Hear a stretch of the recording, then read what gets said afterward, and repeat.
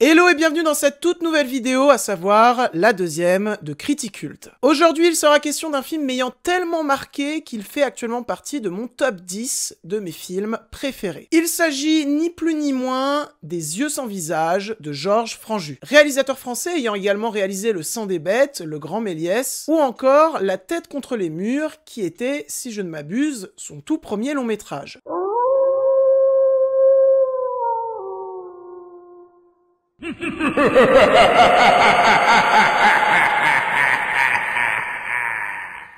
Les Yeux sans visage dont je vais vous parler aujourd'hui est son deuxième long métrage et également une véritable pépite du cinéma français. Le long métrage date de 1960 et possède également un casting absolument 5 étoiles. Pierre Brasseur, Alida Valli, Edith Scob ou encore le fils de Pierre Brasseur, Claude Brasseur, que vous avez sûrement pu voir dans la duologie Un éléphant ça trompe énormément et Nous irons tous au paradis. J'adore ces films. Si vous ne les avez pas encore vus, voyez-les parce que c'est du très bon cinéma français, c'est de la très bonne comédie française. Mais avant de m'aventurer à vous parler plus en détail des Yeux sans visage, laissez-moi vous résumer l'histoire de ce dernier. Et mes cheveux sont de plus en plus longs, il n'y a plus rien qui va. Qu'est-ce que c'est que cette coupe? Le chirurgien Génessier souhaite remodeler le visage de sa fille Christiane, rendue méconnaissable suite à un accident de voiture. Mais pour cela, il doit effectuer des greffes de peau qu'il aura prélevées sur des jeunes filles.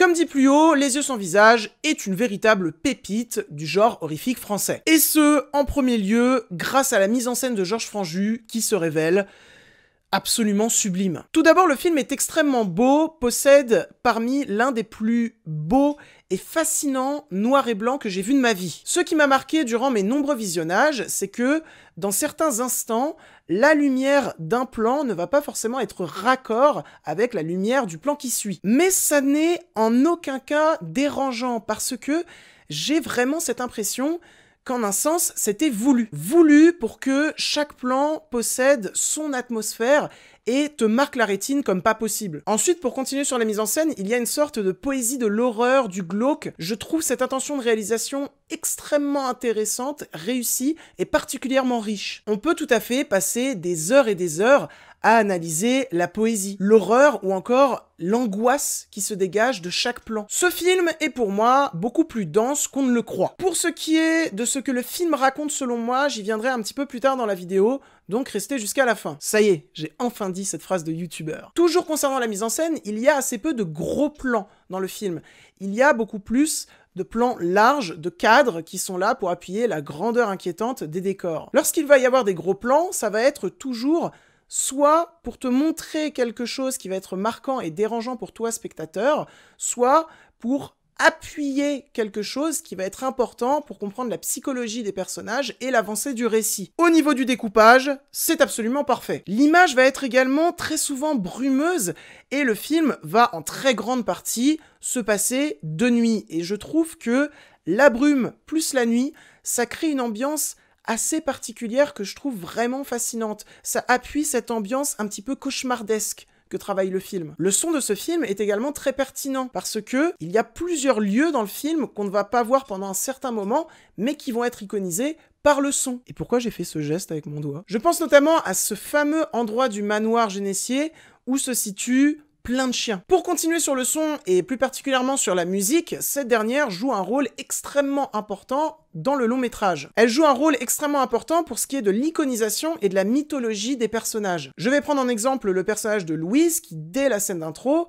va être présenté avec un thème musical très particulier, qui va ensuite revenir à différents moments du film avant que le personnage de Louise soit dans le cadre, mais grâce à cette scène d'intro où elle a été directement présentée par ce thème musical, tu sais que quand tu entends ce thème musical, eh bien le personnage va surgir à un endroit du cadre. C'est très très fort en termes de musique et également en termes de mise en scène. La musique et la mise en scène sont en parfaite symbiose. C'est génial. Pour ce qui est de l'écriture, elle s'avère également très réussie au travers de dialogues ciselés qui sont très pertinents et qui ne te prennent pas pour un con. C'est-à-dire que c'est pas des dialogues qui vont toujours te surexpliquer l'intrigue. Non, ils servent l'intrigue, mais ils servent l'intrigue intelligemment. Et en plus de ça, l'intrigue est des plus passionnantes. Je déteste quand on me surexplique tout au cinéma.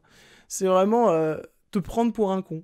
C'est horrible. Selon moi, Les yeux sans visage te raconte, ni plus ni moins, la descente d'un ange parmi les enfers. C'est mon interprétation, vous en faites ce que vous voulez. Vous n'êtes pas obligé d'avoir la même que moi. Si je pense cela, c'est pour la simple raison que le personnage de Christian, qui est l'un des personnages les plus importants dans l'intrigue, c'est limite lui le personnage principal, eh bien ce personnage va apparaître pour la première fois à l'écran dans une pièce qui se situe au plus haut étage du manoir génésier. C'est un personnage extrêmement pur, extrêmement innocent, probablement le plus pur, le plus innocent de la diégèse du film. Plus le long métrage va avancer, plus le personnage de Christian va descendre en étage dans ce grand manoir inquiétant et va finir par arriver dans les pièces les plus basses où il se passe des choses très morbides et ces pièces enferment des secrets très inquiétants. Voilà, ça c'est pour mon interprétation du film. Encore une fois, c'est mon interprétation, c'est subjectif, vous n'êtes pas obligé d'avoir la même. Et si vous en avez une, eh bien n'hésitez pas à la mettre en commentaire, je la lirai et répondrai. Dans le film, on va avoir également toute une sorte d'enquête qui va être menée par le personnage interprété par Claude Brasseur, qui n'est pas forcément le point le plus fort du récit, mais qui est quand même très pertinent. C'est fou à quel point même les choses les moins bonnes de ce film sont en fait absolument géniales. C'est pour vous dire à quel point j'adore ce film et que je trouve que c'est un putain de chef-d'œuvre. Je trouve donc ce film absolument passionnant de bout en bout, que ce soit dans la mise en scène, dans l'écriture, le son, la musique, ou encore ne serait-ce que plastiquement. Je ne peux que vous le conseiller en cette période d'Halloween, et en plus de ça, je ne suis pas trop revenu là-dessus, mais le casting, comme je l'ai dit en intro, est absolument 5 étoiles. Tous les acteurs et actrices jouent merveilleusement bien et servent des personnages qui sont véritablement iconiques pour moi. De plus, c'est un film qui ne dure que seulement 1h20.